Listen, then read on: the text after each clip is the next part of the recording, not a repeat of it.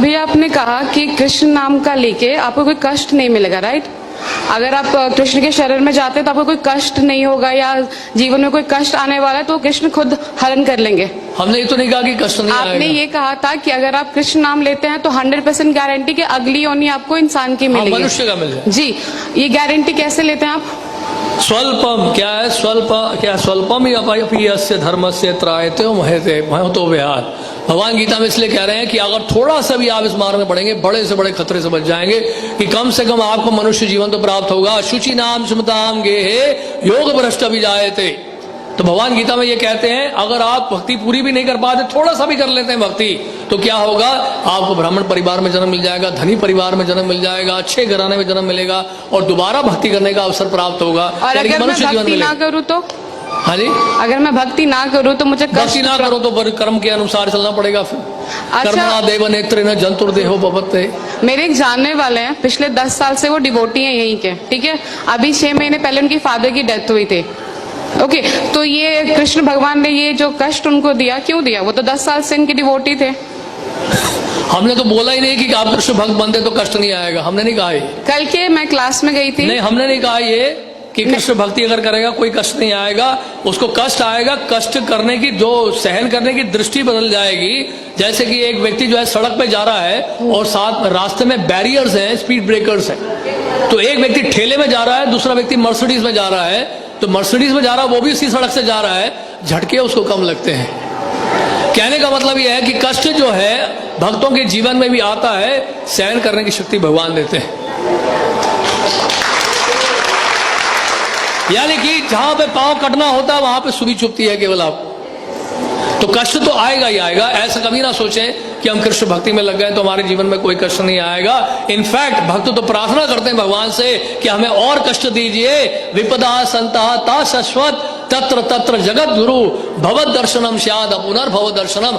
आप कुंती महारानी कह रही हैं आप हमें और कष्ट दीजिए, और कष्ट दीजिए, और कष्ट दीजिए, क्योंकि आप अगर कष्ट देंगे तो आप ही का स्मरण करेंगे। अब आपका स्मरण करने का मतलब यह है दोबारा जन्म मृत्यु जरा व्याधि के संसार में दोबारा नहीं आना पड़ेगा। तो आपका कहने का ये मतलब है कि अगर आप कृष्ण मतलब कुछ भी हो जाए भगवान कृष्ण के शरणों में रहो हमेशा। बस ये है पॉइंट। लेकिन कोई पॉइंट नहीं, बिल्कुल बहुत बढ़िया पॉइंट बोला आपने, तालियां बजाइए इनके लिए। एक मिनट, ये कोई पॉइंट नहीं होता। अगर भगवान कृष्ण के शरण में नहीं हो तो मेरे पास जरूरी कि मुझे कष्ट मतलब कष्ट तो वैसे भी आना है जिंदगी में, चाहे मैं रहूं या ना रहूं। जिंदगी में आना है, लेकिन यहाँ से कष्ट का निवारण आपको दिया जा रहा है हमेशा के लिए। जन्म मृत्यु जरा व्याधि के चक्र से आपको हमेशा के लिए छुटकारा पाने का एक सुअवसर प्राप्त हो रहा है। भगवान की सेवा में लगे, एक जीवन आप कृष्ण की सेवा में दे दो, कृष्ण आपको वापस लेके चले जाएंगे। तो आपका कहने का मतलब है कि मैं कृष्ण के शरण में जाती तो अगले जन्म में मुझे इंसान क्या ही वो मिलेगा, इंसान का मिलेगा। और अगर अच्छी तरह से भक्ति करेंगे तो भगवान के धाम में भी जाएंगे। ये तो मरने के बाद किसने देखा है कि कौन कहाँ जा रहा है? हाँ जी, मरने के बाद कौन जानता है कि कौन कहाँ जा रहा है? हाँ, इस बात की गारंटी कौन लेता है? सामान्य लोग नहीं जानते, लेकिन भक्त जानते हैं। यम यम वापि स्मरण भावम त्यजते अंते कलेवरम तम तम एवैते कौन्तेय सदा तद्भाव भाविता। अंत काल में जिसका भी आप स्मरण करेंगे उस तरह का शरीर आपको मिलेगा। भगवान गीता में कह रहे हैं। तो आपके भक्त जानते हैं कि मरने के बाद कौन कहाँ जा रहा है, राइट? हाँ, 100%। तो मैं उन भक्त से मिलना चाहती हूँ एक बार। जरूर मिलेगा, क्योंकि मुझे भी जानना है कि कैसे उनको पता चल रहा है कि मरने के बाद जा रहे हैं। उसके लिए आपको प्रोसेस अप्लाई करना पड़ेगा। जिस तरह से कोई आईआईटी के बारे में जानना चाहता है तो हम उसको क्या बोलेंगे, आईआईटी में पहले एडमिशन तो ले लो, आईआईटी में जो सिलेबस उसको तो फॉलो कर लो, वहां के प्रोसेस को तो फॉलो कर लो, वहां के रूल्स एंड रेगुलेशंस को फॉलो कर लो। इट्स अ काइंड ऑफ फोर्समेंट कि आप किसी को फोर्स कर रहे हैं कि जबरदस्ती हम किसी को फोर्स नहीं कर रहे हैं। आपकी इच्छा पाइए, नहीं इच्छा मत आइए। यथा इच्छसी तथा गुरु भगवान गीता में कहते हैं। भगवान क्या कहते हैं किसी ने सुना तो नहीं है ना? भगवान कृष्ण गीता में 18वें अध्याय में कह रहे हैं। भगवान, एक मिनट, ये सिर्फ आपने बुक प्रिंटेड पढ़ा है, किसी ने पर्सनली सुना है भगवान को? पर्सनली किसी ने भी नहीं सुना है। जिस तरह से 2 + 2 4 आपने अपने टीचर से सुना, उन्होंने अपने टीचर से सुना, हमने अपने गुरुदेव से सुना। तो गुरुदेव हमने प्रभुपाद से सुना। जैसा स्कूल में जाते हैं तो टीचर सिखा रहे हैं 2 + 2 4 सुनने कृष्ण भगवान से। अपने टीचर से कभी आप हमने पूछा है स्कूल में अपने टीचर से what is the proof that 2 + 2 = 4, what is the proof this is a this is B? Teacher ने कभी जवाब दिया ना, आपने पूछा ना कभी वो जवाब देंगे। बट ये तो अंधा ज्ञान हुआ ना फिर। हाँ, तो इसका मतलब जो स्कूल में पढ़ाया जा रहा है वो भी अंधा ज्ञान है। स्कूल की बात नहीं है, आपने कहा कि जो आपके गुरु ने बताया स्कूल आपने की वो बात चीज ही कर है, ली। क्योंकि ज्ञान तो ज्ञान है, वो भौतिक ज्ञान है, आध्यात्मिक ज्ञान है।